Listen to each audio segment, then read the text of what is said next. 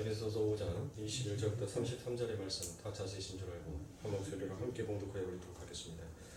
그리스도를 경외함으로 피차 복종하라. 아내들이여 자기 남편에게 복종하기를 주께 하듯 하라. 이는 남편이 아내의 머리됨이 그리스도께서 교회의 머리됨과 같음이니 그가 바로 몸의 구주시니라.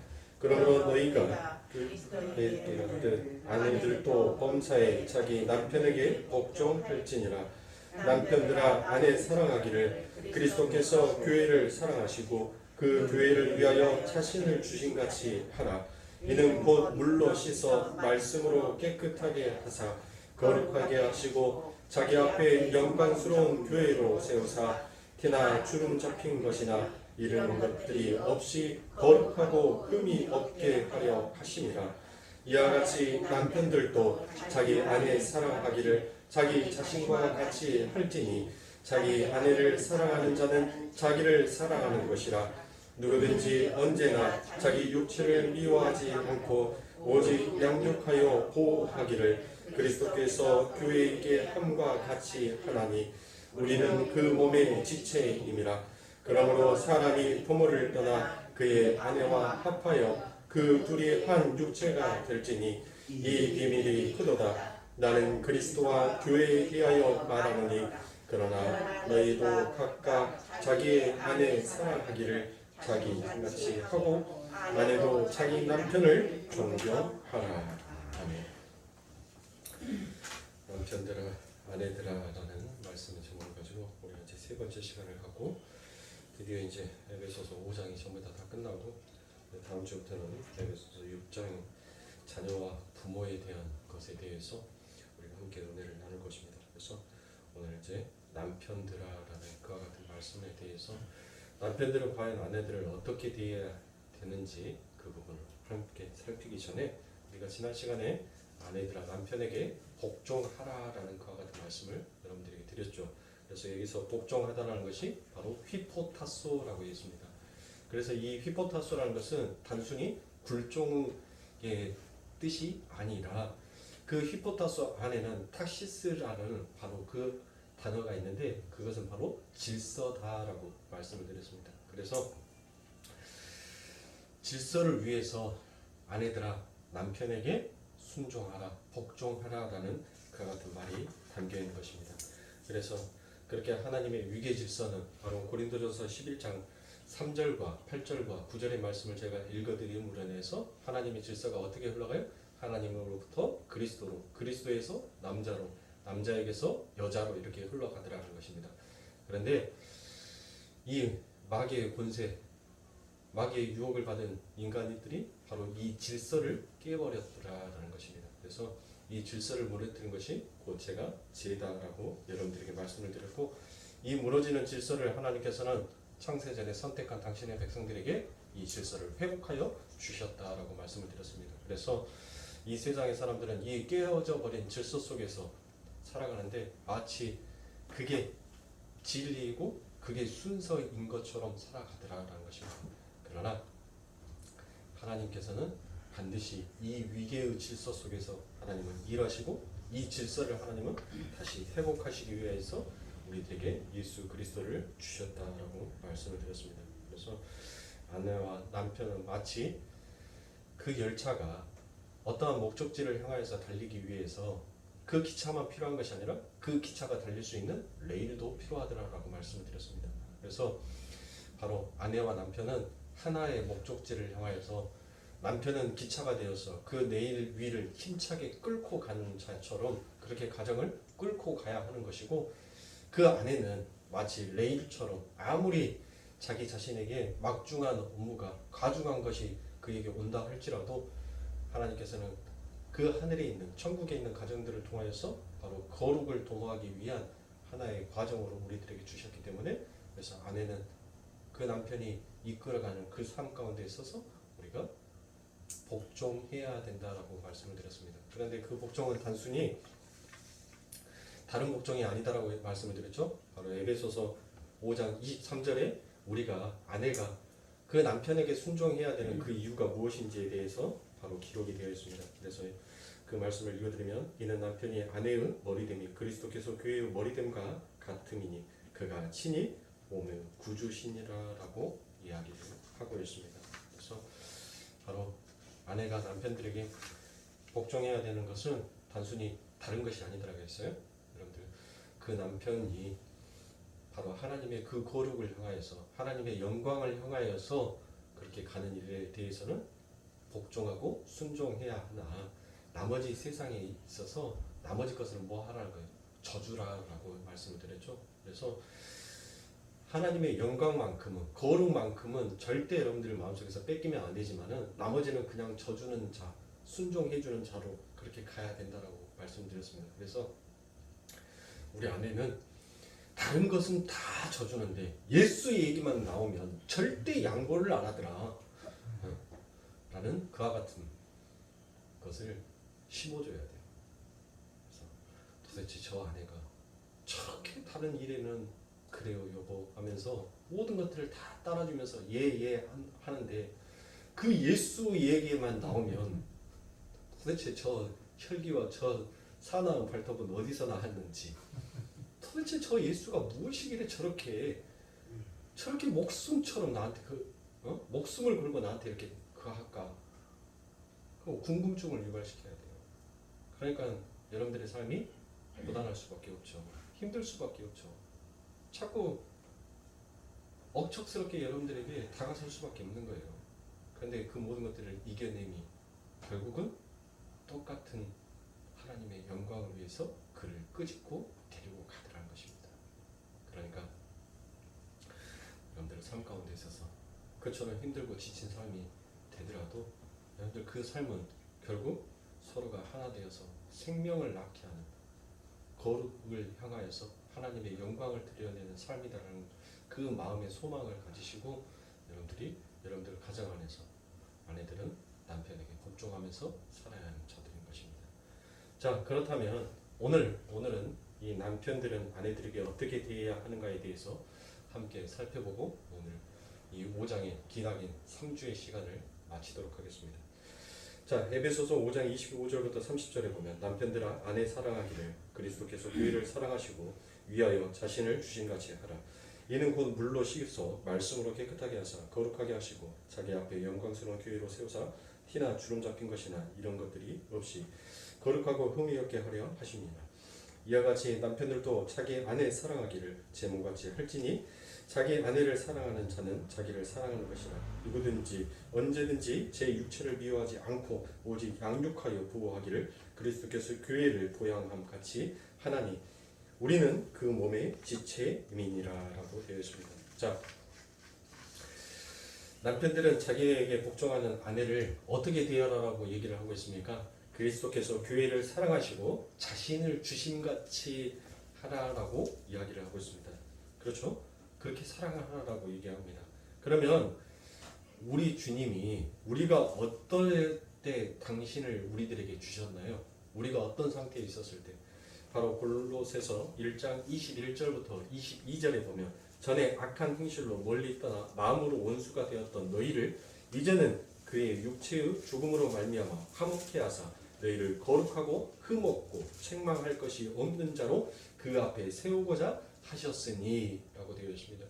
자, 우리 주님께서 우리가 어떨 때 마음으로 원수가 되었던 때 그때 우리 예수님께서는 우리들에게 주셨다는 거예요. 뭐를 당신을 주심으로 인하여서 뭐를 도모하기 위해서? 우리의 거룩을 도모하기 위해서. 그렇죠? 자, 로마서 5장 10절에 보면 곧 우리가 원수 되었을 때 그 아들의 죽으심으로 말미암아 하나님으로 더불어 화목되었은 즉 화목된 자로서는 더욱 그 살리심을 인하여 구원을 얻을 것이라라고 말하고 있습니다. 자, 그러니까 우리 주님은 우리가 자신이 원수이었었을 때 우리를 위해 자신을 주셨습니다. 그래서 남편들에게 그 사랑을 요구하고 있는 것입니다. 어떤 사랑이겠어요? 바로 아가페적인 사랑입니다. 아가파오 사랑이에요. 아가파오. 그러면 우리의 사랑은 어떻습니까? 우리의 사랑은 여러분들 보면 아내가 내게 잘해주면 나도 아내에게 잘해주고 아내가 내를 바가지를 긁으면 나도 아내를 바가지를 긁는 인과율의 사랑을 해버린단 말이에요. 그렇죠. 네가 하는 만큼 나도 하겠다라는 식으로 그렇게 사랑을 해요. 그런데 성경에서 요구하는 지금 우리들에게 그리스도께서 교회를 사랑하신 것 같이 그렇게 사랑하라라고 말씀하신 이 말씀 안에는 여러분들 아가파오의 사랑이 있어요. 그래서 이 성경에 사랑이라는 그 단어가 바로 헬라어로 아가파오라는 그 말을 거기에다 쓴 것입니다. 그러니까 남편들은 아내가 조금 마음에 안 들어도 뭐 해서는 안 돼요? 구박해서는 안 되는 것입니다. 왜요? 우리 주님께서 우리가 주님과 원수 되었을 때 우리를 사랑해 주셨어요. 내 아내가 나랑 원수 되었었을 때 우리는 그 아내를 향해서 뭐 해야 돼요? 이 아가파오의 사랑이 나아가야 되는 거예요. 그거를 남편들이 뭐 해야 되는 거예요? 가정 안에서 훈련하고 연습해야 되는 것입니다. 그게 바로 성령 충만한 자의 삶을 사는 자고, 그게 그리스도와 연합되어서 하나님의 아들로서 하늘의 백성으로서 사는 자의 삶이다라는 것입니다. 그래서 세상 사람들은 감히 흉내낼 수 없는 그러한 사랑을 함으로써 남편은 자신의 거룩을 빚어내야 되는 것입니다. 그래서 골로새서 3장 19절에 보면 남편들아 아내를 사랑하며 괴롭게 하지 말라라고 기록이 되어 있습니다. 여기에서도 역시 남편들에게 어떤 사랑이 요구가 되냐면 바로 아가파오 하나님의 사랑이 요구되고 있습니다. 그러니까 남편들에게 주어진 그 권세와 권위는 아내를 억압하고 제압하는 능력이 아니라 바로 그 권세와 권위를 가지고 아내를 사랑으로서 잘 양육하고 성장케 해야 되는 그와 같은 권세와 권위를 하나님께서 주셨다라는 것입니다. 그래서 그 남편의 사랑, 아가파오 사랑을 구체적으로 지금 기록하고 있는 구절이 바로 오늘 본문의 26절부터 28절의 말씀의 내용인 것입니다. 자, 본문 26절과 28절의 내용을 함께 보시면, 얘는 곧 물로 씻어 말씀으로 깨끗하게 하사 거룩하게 하시고 자기 앞에 영광스러운 교회로 세우사 티나 주름 잡힌 것이나 이런 것들이 없이 거룩하고 흠이 없게 하려 하심이니라. 이와 같이 남편들도 자기 아내 사랑하기를 제 몸같이 할지니 자기 아내를 사랑하는 자는 자기를 사랑하는 것이라라고 얘기합니다. 그러니까 자, 우리 주님께서 원수 되었던 우리와 지금 뭐를 해주셨어요? 연합되었다는 것은 여러분들 우리 주님께서 신부인 우리 교회와 결혼을 해주셨다는 거잖아요. 그러면 결혼을 해준 것으로 인하여서 여러분들 다 끝났어요? 그 신랑의 일은 다 끝났습니까? 아니죠. 우리 신랑은 아직도 우리 예수님께서는 우리의 뭐를 향하여서 일하고 계시는 거예요. 바로 오늘 본문 말씀에 나와 있는 것처럼 티나 주름 잡힌 것이나 이런 것들이 없이 거룩하고 흠이 없게 하려 하심이니라. 바로 우리 주님께서는 신부인 우리들과 결혼을 하여 주시고 그 신랑 대신 그 예수는 그 신부를 위하여서 거룩하고 흠이 없게 주름 잡힌 것이나 티나 그런 것이 없도록 그 일을 우리 안에서 하고 계시더라는 것입니다. 그게 바로 남편들이 가정 안에서 해야 될 일이다라고 이야기를 하는 것입니다. 그래서 디도서 2장 14절에 보면 그가 우리를 대신하여 자신을 주심으로 모든 율법에서 우리를 구속하시고 우리를 깨끗하게 하사 선한 일에 열심하는 신백성이 되게 하려 하심이다라고 얘기합니다. 바로 이것이 가정 속에서 남편의 임무인 것입니다. 그래서 남편은 아내를 점도 없고 흠도 없는 하나님의 자녀로 만들어가도록 책임을 부여받은 사람입니다. 그 일을 수월하게 할 수 있도록 바로 전자에 뭐가 요구된 거였어요? 아내들아 남편에게 복종하라라고 그와 같은 명령이 주어진 것입니다. 그래서 에베소서 4장 13절부터 15절에 보면 우리가 다 하나님의 아들을 믿는 것과 아는 일에 하나가 되어 온전한 사랑을 이루어 그리스도의 장성한 분량이 충만한 데까지 이르리니 이는 우리가 이제부터 어린아이가 되지 아니하여 사람의 괴술과 간사한 유혹에 빠져 모든 교훈의 풍조에 밀려 요동치 않게 하려 함이라. 오직 사랑 안에서 참된 것을 하여 범사에 그에게까지 자랄지라. 그는 머리니 곧 그리스도라라고 얘기를 하고 있는 것입니다. 그렇죠? 교회는 이렇게 구원 받은 걸로 끝나는 것이 아니라 바로 뭐 해야 된다고 했어요? 자라나야 한다라고 얘기를 했습니다.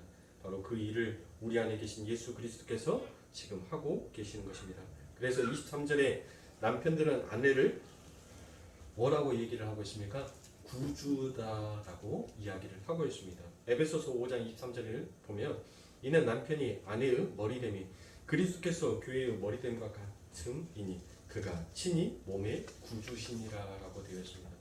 자, 여러분들 여기에서 구주다라고 얘기를 하니까 남편을 뭐 구세주처럼 여겨라라는 그와 같은 말이 아니에요. 여기에서 쓰여 있는 구주라는 말은 성경에서 구주라는 말이 참 다양하게 나와 있어요. 굉장히 그 뜻이 광범위하게 포괄적으로 널리 퍼져 있습니다. 그래서 여러분들 몇 구절만 제가 보면서 이 구주라고 담겨져 있는 내용의 의미가 무엇인지를 한번 보도록 하겠습니다.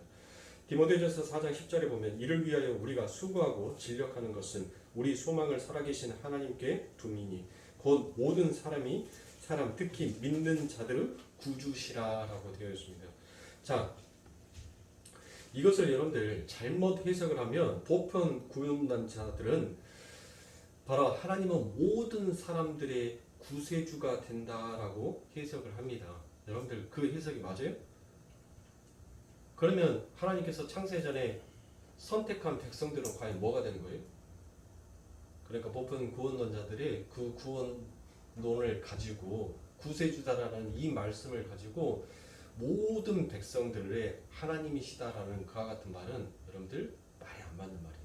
그리고 그들은 성경에 담겨져 있는 정확한 그 뜻과 의미를 해석지 못하는 것입니다. 그래서 여기에서 구주라는 것은 바로 어떤 뜻이냐면 영어로는 프리저버라는 뜻입니다. 프리저버, 바로 보호자다라는 그와 같은 의미가 그 안에 담겨져 있는 것입니다. 그러니까 보호자다라는 그와 같은 의미를 바로 구주라고 기록을 하고 있는 것입니다.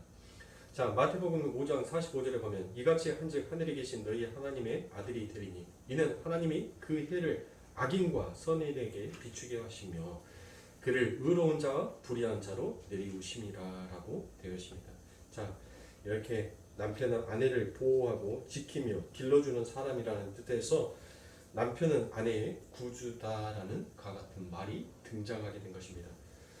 자, 위의 구절이 여러분들이 잘 해석이 안 된다면 오늘 본문 말씀 28절과 29절을 보면 그 부분에 대해서 조금 더 이해하기 쉬운 그림으로 우리들에게 주어져 있습니다. 자, 에베소서 5장 28절과 29절입니다. 이와 같이 남편들도 자기 아내 사랑하기를 제 몸같이 할지니 자기 아내를 사랑하는 자는 자기를 사랑하는 것이라. 누구든지 언제든지 제 육체를 미워하지 않고 오직 양육하여 보호하기를 그리스도께서 교회를 보양함 같이 하나니라고 되어 있습니다. 자, 여러분들 사람들이 자기 몸을 얼마나 아낍니까? 그렇죠. 남을 위해서 살아간다라고 하지만은 여러분들 남을 위해서 살기 전에는 자기의 몸을 굉장히 많이 챙긴단 말이에요. 내가 몸이 피곤하거나 내가 몸이 아프거나 내가 심적으로 마음이 괴롭거나 하면 여러분들 남에게 베풀고자 싶어하는 그 마음이 일단은 거기에서 올 스톱이 돼요. 왜? 내가 회복되어지지 않는 상태에서는 남이 있을 수 없다라는 그 자의식 속에서 여러분들 얼마나 내 몸을 많이 아끼고 챙기냐고요. 그렇죠? 그래서 아내는 그렇게 자기 몸을 아끼듯이 아껴야 하는 존재다라는 것입니다. 그런데 여기에서 여러분들 제 몸같이 할지니라고 되어 있는 이 번역은 여러분들 조금 부족한 번역이다라고 볼 수 있습니다. 이 부분을 여러분들 그 새 번역 성경에 보면 여기에서 제 몸과 같이 할지니라고 되어 있는 이 부분이 바로 자기 몸처럼이다라고 이렇게 기록이 되어 있습니다. 그러니까 자기 몸처럼 자기 아내를 사랑하는 자는 이라고 그렇게 기록이 되어 있는데 여기에서 여러분들 자기 몸처럼 제 몸같이 할지니라는 이 말은 조금 부족한 해석이라고요. 그러면 이 말씀을 조금 더 언어에 가깝게 해석을 하면 바로 이와 같은 말이 됩니다. 자기 몸이니라는 말로 번역을 해야지 여러분들 조금 더 정확한 번역이 되는 것입니다. 그러니까 제가 자기 몸이니라는 이 말을 가지고 여러분들 28절의 말씀을 정확하게 다시 한번 번역해서 해석을 하여 들으면 이와 같은 말씀이 되는 것입니다. 남편들도 자기 아내를 사랑해야 한다. 그것은 아내가 남편 자기의 몸이기 때문이다라고 이렇게 해석하는 것이 제대로 된 해석이다라고 할 수 있습니다. 그래서 여기에서 자기 아내라고 되어 있는 것이 바로 헤 아우톤 구나 이카스라는 말입니다. 좀 어렵죠? 헤 아우톤 구나 이카스. 바로 그 말 뜻은 자기 자신의 아내라는 이와 같은 뜻이 담겨져 있어요. 그래서 제가 자기 몸이니라고 해석을 해드렸던 것입니다.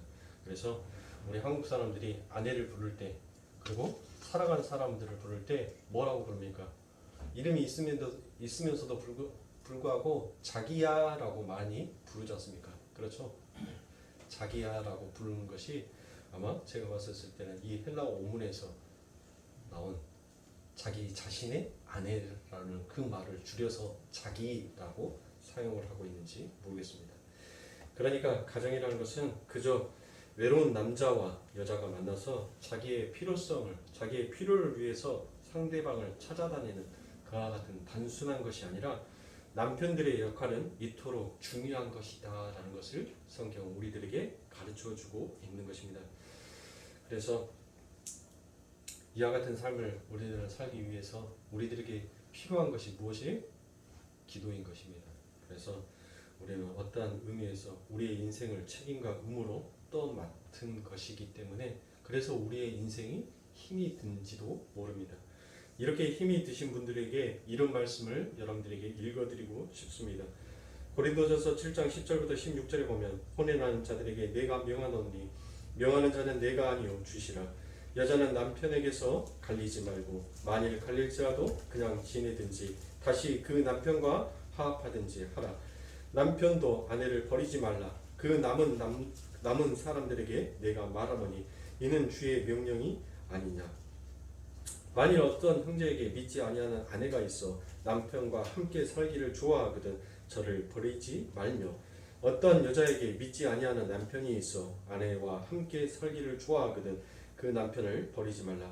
믿지 아니하는 남편이 아내로 인하여 거룩하게 되고 믿지 아니하는 아내가 남편으로 인하여 거룩하게 되나니 그렇지 아니하면 저희 자녀도 깨끗이 못하리라. 그러나 이제 거룩하니라. 혹 믿지 아니하는 자가 갈리거든 갈리게 하라. 형제나 자매나 이런 일에 구속받을 것이 없느니라. 그러나 하나님은 화평 중에서 너희를 부르셨느니라. 아내된 자여 내게 남편을 구원하는지 어찌 알 수 있으며 남편된 자여 내가 내 아내를 구원하는지 어찌 알 수 있으리요 라고 되어 있습니다. 자 보십시오. 이렇게 남편은 아내는 남편을 하나님의 거룩한 자녀로 성숙시켜야 하는 바로 의무와 책임이 있는 사람이 있다라는 것입니다. 그래서 여러분들 그 책임과 의무로 인하여서 우리의 삶이 버거운 것이에요. 그래서 우리들은 뭐 하기로 각오한 자들이죠? 바로 순교하기로 각오한 자들이죠. 그러니까 여러분들 순교하기로 각오한 자들은 순교를 여러분들이 단순히 뭐 이스라엘이나 뭐 하나님을 믿지 아니하는 그곳에 가서 하나님의 복음을 전파하다가 죽는 것만 우리가 순교다라고 여러분들 생각을 하시는데 여러분들 우리가 가정 안에서 나를 희생하는 것 그건 역시도 순교인 거예요. 그러니까 순교의 삶은 여러분들 꼭 어떤 현장에 가서 죽는 것만이 순교가 아닌 것입니다. 내가 서 있는 위치, 내가 서 있는 직장이라든지 내가 서 있는 가정이라든지 내가 서 있는 그 위치에서 나를 나타내지 아니하고 나를 부인함으로 인하여서 나를 희생시킴으로 다른 사람이 더욱더 돋보이고 드러나게 되는 것 그게 바로 순교의 삶을 사는 것입니다. 그래서 결혼은 책임이며 의무이지 핑크빛 환상 속의 신기루 같은 것이 아니다라고 얘기를 하는 것입니다. 그래서 본문 31절에 이러므로 사람이 부모를 떠나 그 아내와 합하여 그 둘이 한 육체가 될지니라고 되어 있습니다. 자, 그러면 여러분들 얼추 이 말씀을 보면 여러분들이 율법적인 말씀, 그냥 형식적인 말씀으로 보면 결혼을 시키면 자식들과 함께 살면 안 된다는 뜻입니까? 무조건 자식들을 떠나 보내야 돼요? 뭐 요즘 세상에 부모랑 같이 부모 모시고 부모 공양해서 살 며느리도 극히 드물죠. 아예 없다라고 말할 수는 없지만 우리가 찾지 못했고 보지 못하였기 때문에 요즘 세대들 속에서 그런 며느리를 그런 사이를 우리가 잘 세상 가운데 보지 못하니까 없을 것이다 라고 얘기하지만 여러분들 극히 드물 거예요. 그렇죠? 그러면 여러분들 대부분 다 부모를 떠나서 살아요. 그러니까 결혼을 하면 부모를 떠나서 살아야 된다는 것이 여러분들 이 말씀을 어떻게 해석을 해야 되냐고요. 결혼을 하면 무조건 자식은 분가시켜야 된다. 네 집 솥단지 따로 걸고 우리 집 솥단지 따로 걸으면서 따로따로 살아야 된다. 그 말을 지금 성경에서 우리들에게 하고 계시는 걸까요? 아니겠죠. 하나님께서는 분명히 연합, 하나됨을 계속적으로 우리들에게 이야기를 하고 있어요. 그 하나됨, 그 연합됨이 무엇인지를, 그리고 우리가 향해서 달려가야 될 그 길이 어떠한 길인지를 성경은 계속 우리들에게 이야기하고 있단 말이에요. 그러면 이 안에 담겨져 있는 이 말씀은 어떤 말씀이겠어요? 결혼하기 전까지는 자식은 누구의 통제 속에서 살아가죠? 부모의 통제 속에서 살아가죠. 그러니까 그의 삶은, 자녀의 삶은, 결혼하기 전까지 그 자녀의 삶은 어떤 삶을 살 수밖에 없어요? 수동적인 삶을 살 수밖에 없어요. 그런데 이제 결혼을 했어요. 결혼을 함으로 인하여서 이제 더 이상 수동적인 삶을 사는 자가 아니에요. 이제는 그 수동적인 삶에서 벗어나서 자기 스스로가 이제 그 가정의 머리가 되어서 그 가정을 권세와 권위를 가지고, 그러니까 그 권세와 권위는 아내를 억압해버리고 자식들을 엄연한 아버지로서 이렇게 다스리라는 그와 같은 의미가 아니라, 제가 전자에 말씀드렸던 어떤 것으로 아가파오라는 그 예수 그리스도의 그 사랑으로 거룩을 도모하기 위하여서, 그리고 자신의 거룩을 향하여서 그들을 이끌고 가야 한다라는 것입니다. 그와 같은 의미에서 우리 예수님께서 이렇게 말씀을 하신 거예요. 그러니까 어떤 사람들이 이 에베소서 5장 31절의 말씀을 가지고 우리 예수님께서도 신부인 교회와 결혼하기 위해서 하늘나라를 떠나고 하늘나라를, 그 하나님 곁을 떠나고 우리들한테 왔잖냐고. 그러니까 결혼하면 자식들은 같이 살 생각하지 말고 멀리 떨쳐 보내시라고. 여러분들, 그와 같은 의미에서 말한 것이 아니에요. 그러니까 하나님께서는 바로 우리들에게 이와 같은 자라남에, 하나님께서 원하시는 그와 같은 장성한 분량에 이르러가는 자들의 삶과 그 삶 속에서 하나님께서 주어지는 그 책임과 의무가 무엇인지를 하나님께서는 이 가정을 통하여서 가르치고 계신 거예요. 그래서 그 가르침 속에서 그 부모가 나를 어떻게 양육했고 나를 어떻게 자라나게 했는지를, 그가 결혼을 해서 한 집안의 가장이 됨으로 인하여서 그가 결혼을 해서 또 뭐를 낳죠? 자녀를 낳았습니까? 그 자녀를 키움으로 인하여서 뭐 하게 되는 거예요? 깨닫게 되더란 것이에요. 그래서 그 부모를 공경하게, 우리 부모님이 나를 이렇게 기르셨구나. 그 밤잠을 못 자무셔 가면서 내가 아플 때는 그렇게 나를 따독따독 해주시면서 그렇게 나를 키웠구나라는 그 부모의 은혜를 깨닫게 되니까 자기 중심적이었던 그 삶에서 이제는 부모를 공경하는 자의 삶으로 살아가게 되더라는 것이에요. 그게 바로 하나님께서 우리들에게 가르쳐 주시고 싶어하는 이 땅의 가정에서 보여지는 그림인 것이에요. 그게 바로 천국의 삶이라는 것입니다. 그러니까 사랑하는 성도님들, 자녀들이 여러분들에게 속상하게 하더라도, 자녀들이 여러분들의 마음을 알아주지 못한다 하더라도, 여러분들 그 자녀가 반드시 뭐 할 때가 있어요? 자라나고 성숙되고 성장할 때가 있어요. 근데 우리들은 너무 마음이 급하잖아요. 그렇죠.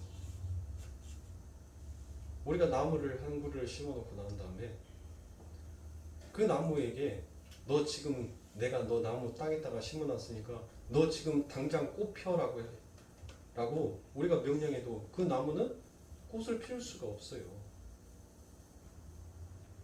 야, 너 꽃 폈으니까 이제 빨리 열매 맺혀라고 했었을 때 그 나무는 꽃 폈다고 바로 열매 맺힐 수가 없어요. 전부 다 뭐 하는 때가 있어요? 때가 참에라는 그와 같은 말처럼 여러분들 그 시기와 그 시간이 자라나야지. 그 꽃나무가 이제 꽃모고리를 터뜨릴 수 있는 그와 같은 장성한 분량으로 자라나야지. 그 시기가 돼야지 그 꽃모고리를 활짝 열고 아름다운 자태를 보여주는 거예요. 그 아름다운 자태가 결국은 자기가 그 꽃잎이 떨어짐으로 인해서 그 꽃잎이 떨어지는 그 자리에 열매가 맺혀지게 되는 것이에요. 그러니까 여러분들, 우리들은 얼마나 조급하냐고. 얼마나 급합니까? 그래서 제가 항상 여러분들에게 말씀드렸죠. 빨리빨리. 뭔 얘기할 필요 없어요, 여러분들. 항상 저를 보면 돼요, 저. 여러분들은 거울은 바로 이 강대상에 서 있는 저예요. 멀리서 보려고 하지 마세요. 저를 보시면 돼요.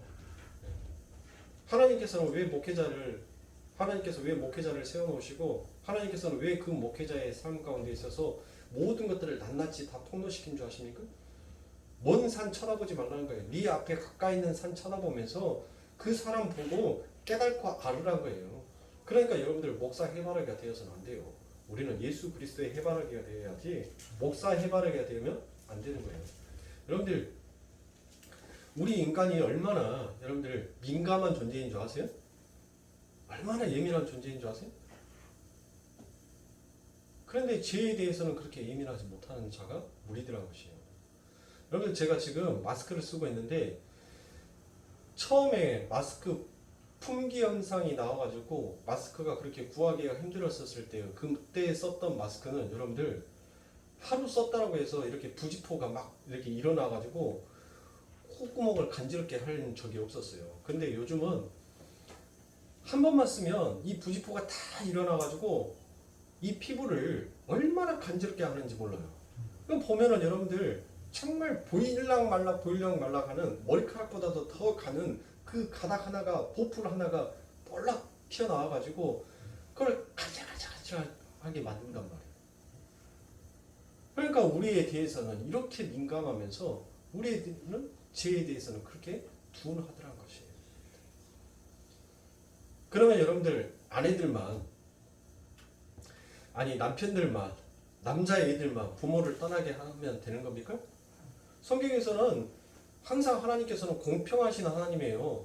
아들만 부모 떠나라고 한 것 아니었어요. 딸들에게도 뭐라고 해요? 시편 45편에 가면 딸들아 네 집 떠나, 네 친정 집 떠나라고 얘기를 해요. 진짜다니까요.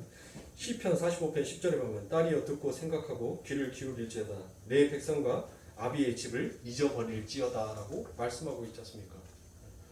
그러니까 네 친정집에 있었던 거 전부 다 떠나. 우리 조상들이 성경도 몰랐을 건데 어디에서 그런 말들을 다 배워갖고 해놨는지 참 기가 막혀요. 결혼하면 뭐다고요? 너는 그 집 귀신이니까 그 집에서 죽어야 된다고. 너는 인역 귀신이 아니다고. 너는 시집가는 순간 그 집 귀신이다고. 그러니까 여기는 올 생각도 말고 여기는 잊어버리라고. 그 집 귀신이 되어서 너는 살아라라고. 우리 손자들이 그 말을 했어요. 근데 그때 당시에는 우리 손자들이 예수가 누구인지 성경에 이런 말씀이 기록되어 있는지 알지도 못했단 말이에요. 그런데 어떻게 이와 같은 말씀들을 하냐고요. 참 대단하지 않습니까?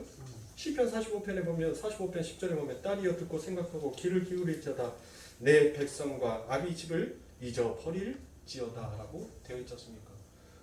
보세요. 그러니까 뭐 하는 거예요? 하나님께서는 신부인 교회들에게 우리들에게 너 이제 신랑과 결혼했으니까 그 신랑이 그 권세와 권위로 지금 너를 양육하게 하는데 그 양육이 뭐였다는 거예요? 우리의 주름 잡힌 거나 티나 우리의 거룩을 향하여서 흠도 없고 점도 없는 자로 지금 만들어가는 그 남편에게 복종하면서 가는 것이 우리의 길이라는 거예요. 네가 살아왔던 옛날 너 인생 가운데 살아왔던 그거 기억하지 말고 지금 네 앞에 놓여있는 그 예수를 바라보면서 너 그 인생의 길을 가라라고 지금 성경은 우리들에게 얘기를 하고 있습니다. 근데 우리들은 논리와 지식으로는 그 하나님의 말씀을 잘 받아들인단 말이에요. 알아요. 이제 알고 있어요. 근데 그것이 내 삶 가운데 실천되어지기까지 그 말씀이 내 안에 있는 죄와 사망의 법과 생명의 성령의 법이 둘이가 안에서 치고받고 싸우니까 얼마나 나는 괴롭냐고요. 예? 얼마나 괴로워요. 그러니까 우리가 힘든 거예요. 그런데 그 안에서 누가 중재의 역할을 하더라고요? 바로 성령이. 우리들의 삶, 우리들의 새 마음을 입고 새롭게 된 자의 삶이 이와 같은 삶을 살아야 된다는 것을 이 성령이 우리 안에서 뭐를 해줘요? 변호사가 되어서 변증을 해주더라고요. 누구에게? 막 우리 성령이 내 안에 들어와서 죄와 사망의 법을 막 예? 창으로 찌르고 그냥 활로 쏘고 이렇게 하고 막 죽이려고 가는 것이 아니라 예? 그렇게 해서 죽이는 것이 아니라 이해하기 쉽게 변증을 해주더라고요. 변호를 해주더라고요. 야, 너 한번 들어봐라. 이제 이 몸은 이렇게 그리스도와 결혼을 해서 신부된 자이잖아. 너 왜 자꾸 유부녀를 탐내? 어? 너 유부녀 탐내는 것은 그거는 간음 아니냐? 하면서 자꾸 얘기를 하는 거예요. 너 연애 시절에 쟤랑 연애했던 거 가지고 너 그거이 전부다라고, 저 사람이 내 여자다라고 너 말하지 마. 저 사람은 이미 법적으로 이제 그리스도의 신부가 되어 있는 자야.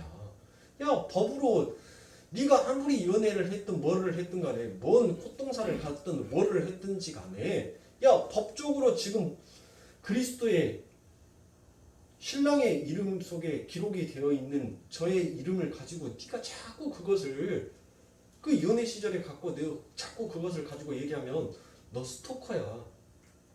너 벌 받아. 이렇게 변증을 해준단 말이야. 그러니까 자꾸 뭐 하는 거예요? 나의 자아가 고개를 숙여요. 울면서 돌아가요. 울면서 돌아가는데 뭐예요? 약 오르니까 우리의 가장 약한 부분을 푹 하고 건드려요. 또. 그러니까 그거에 또 우리들의 삶 가운데서 곤방 터져 나오는 거예요. 그러니까 사랑하는 성도님들, 우리들은 하나님의 말씀 앞에서 자꾸 내 자신이 폭로되고 발견되어지는 거예요. 하나를 알고 하나를 깨우치게 되고 하나를 듣게 되더니 또 하나가 내 삶 가운데서 발견되어져서 나오더란 것이에요. 그렇게 내가 벗겨지고 정말 계속적으로 벗겨져서 나중에는 뭐로 가는 거예요? 우리가? 제가 항상 뭐 얘기하죠? 먼지가 되는 거예요. 먼지, 더스트, 먼지가 되어서 사라지고 없어지는. 거기까지 하나님께서는 우리들을 벗겨버리시는 거예요.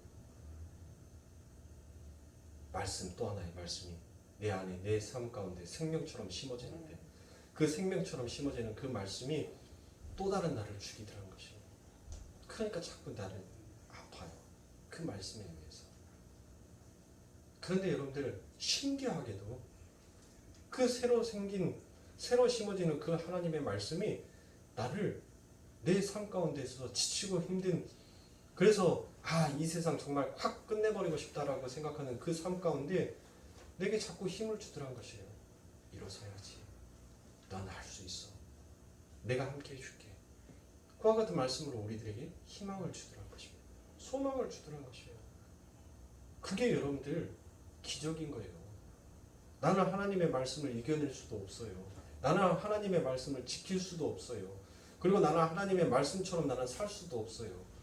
그런데 자꾸 그 말씀을 살아가려고 하니까 내가 괴로운데 그 괴로운 그 삶을 그만 여기서 끝내서 포기해버리고 싶은데 그게 포기가 되지 아니하고 계속 가더란 거예요. 누구의 이름을 부르면서? 주님의 이름을 부르면서 가게 되더란 거예요. 그게 하나님의 능력이에요. 그게 하나님의 위엄이고 그게 하나님의 영광을 위하여서 하나님께서 이끌고 가는 우리들의 신앙의 삶인 것입니다. 그러니까 사랑하는 성도님들, 여러분들의 삶 가운데 있어서 좌절하지 마십시오. 포기하지 마세요. 우리 하나님께서 여러분들을 포기 안 하시는데 왜 여러분들이 포기하시냐고요. 응? 여러분들, 우리 하나님께서 여러분들을 포기하셔야지 그때가 진짜 포기가 되는 거예요. 그런데 우리 하나님께서는 창세전에 선택한 여러분들을 생명책에 기록해 놓으시고 하나님께서는 여러분들을 포기 안 하신다니까요. 하나님은 끝까지 여러분들을 끌고 가셨어요. 어떻게 해요? 우리가 이 구약에 있는 이 구속사의 역사를 보십시오. 하나님께서 포기하셨다면 이 인류에 살아남을 수 있는 인간이 있을까요? 아무도 없지 않습니까? 하나님께서는 포기하지 않으셨어요. 여러분들의 삶 가운데 있어서 하나님이 오실 때, 예수님이 재림하실 때, 내가 지금 착하게 살아야 되는데, 내가 하나님의 말씀 앞에 순종하면서 살아야 되는데, 내가 하나님의 말씀 앞에 열심을 내면서 살아가야 되는데 내가 그렇지 아니하고 내가 누군가에 다투고 있거나 누군가의 마음을 아프게 하고 있을 때 그때 예수님께서 오시면 어떨까라는 그와 같은 불안감 여러분들 갖지 마세요. 우리 예수님께서는 이 땅에 우리가 죄인 되었을 때, 원수 되었을 때 우리를 구원하시기 위해서, 그곳에서 끄집어내시기 위해서, 그래서 예수님을 보내신 거예요. 그 예수님은 그와 같은 우리들을 살려내기 위해서 이 땅에 오신 거예요. 그게 하나님의 일하심이고 그게 하나님의 사랑이란 말이에요. 사랑하는 성도님들, 그러니까 남편이 좀 내 속 썩이고 나를 아프게 하고 정말 원수같이, 정말 미워하는, 그 마음까지도 미워하는 자처럼 그렇게 내 앞에서 행동을 하더라도 내 남편은 절대 안 돼, 저거는 구제불능이야 라고 포기하지 마시라니까요. 우리 하나님이 포기 아니셨다 했잖아요. 근데 왜 우리가 그 남편의 모습을 보고 우리가 왜 포기를 해버리시냐고요. 남편들도 마찬가지예요. 남편들도 내 아내의 모습을 보고 아유, 저 꽉 막힌 배추, 12월의 배추도 너보다는 낫겠다 라고 얘기하면서 그 아내를 업신여기고 헐뜯으면서 그 가슴을 후비면서 그렇게 하면 안 돼요. 그 아내의 모습을 보면서 그래, 내가 예수님에게 지금 저 아내의 모습처럼 내가 예수님에게 저 모습으로 서 있겠지 라고 생각이 드신다면 여러분들, 탈선하는 기차가 아니라 힘차게 천국을 향하여서 둘이 같이 손잡고 내딛는 그 열차처럼 우리는 그렇게 달려갈 수 있는 것입니다. 사랑하는 성도님들, 이거는 꼭 결혼하는 사람만 국한된 얘기가 아니에요. 우리 오동열 집사님은 나는 아내가 없는데 그러면 나는 누구한테 해야 되나. 오동열 집사님이 바로 집사님이 이 세상 가운데 신랑이에요. 그래서 집사님은 집사님이 서 있는 그 삶 가운데 있어서 신랑의 모습으로, 그 권위와 권세로 아가파오적인 그 사랑을 집사님이 서 있는 그 위치에서 하셔야 되고, 나는 아내가 없는데 집사님이 그리스도의 신부가 되어서 그 신랑의 말씀 앞에 복종하는 자로 가야 돼요.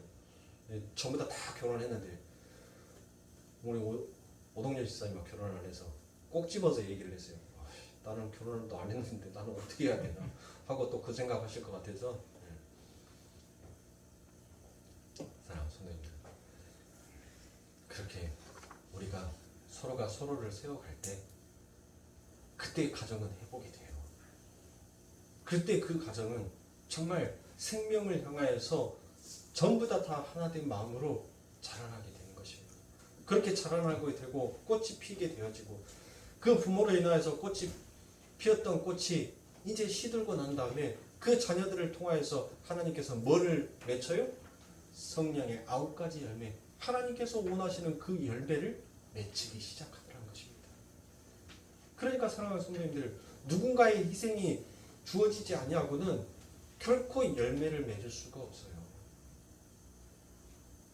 작은 꽃나무도 그 꽃씨가 그 땅에서 썩어 없어짐으로 인하여서 그 꽃에 줄기가 나오고 아름다운 꽃송이를 필 수 있는 것처럼, 여러분들, 우리가 하나님의 말씀 앞에서 자기를 부인하지 아니하고는 절대 하나님의 말씀이 우리들의 삶 가운데 생명으로 자라날 수가 없습니다. 여러분들, 화분에다가 물을 줘야지, 너 목마르지 하고 그 화분에다가 대놓고 맨날 같이 오줌 매올 때마다 그 화분에다 오줌 싼다고 생각해 보세요. 그 화분이 자랄까요? 썩잖아요. 곧 세상의 물은 썩은 물이에요. 그 썩은 물로는 우리가 절대 자라날 수가 없습니다. 오직 예수라는 생명의 물이 여러분들 하나님이 심어놓은 그 생명나무가 큰 고목이 되어서 새들이 그곳에 와서 둥지를 들며 쉴 수 있는 그와 같은 나무로 자라나게 된다는 것이에요. 그래서 성경에 기록되어 있죠? 우리는 그렇게 자라나야 합니다. 그렇게 자라기 위해서는 여러분들의 삶 가운데 있어서 그렇게 하나된 마음으로 그렇게 살아가야 돼요. 그게 하나된 가정이고 하나님께서 우리들에게 주신 가정인 것입니다. 마지막으로 베드로전서 3장 1절부터 8절의 말씀을 읽어드리고 오늘의 예배를 마치도록 하겠습니다. 아내 여러분, 이와 같이 여러분도 남편에게 순종하십시오. 그렇게 하면 비록 말씀에 순종하지 않는 남편이라 할지라도 아내의 말없이 행하는 행실을 통하여 구원을 얻게 될 것입니다. 그들은 여러분의 경건하고 순결한 행실을 지켜보고 있습니다. 여러분은 머리를 지장하시거나 금붙이를 달거나 옷을 차려입거나 하는 거칠애를 하지 말고 썩지 않는 온유하고 정숙한 마음으로 속사람을 단정하도록 하십시오. 이것이 하나님께서 보시기에 값진 것입니다.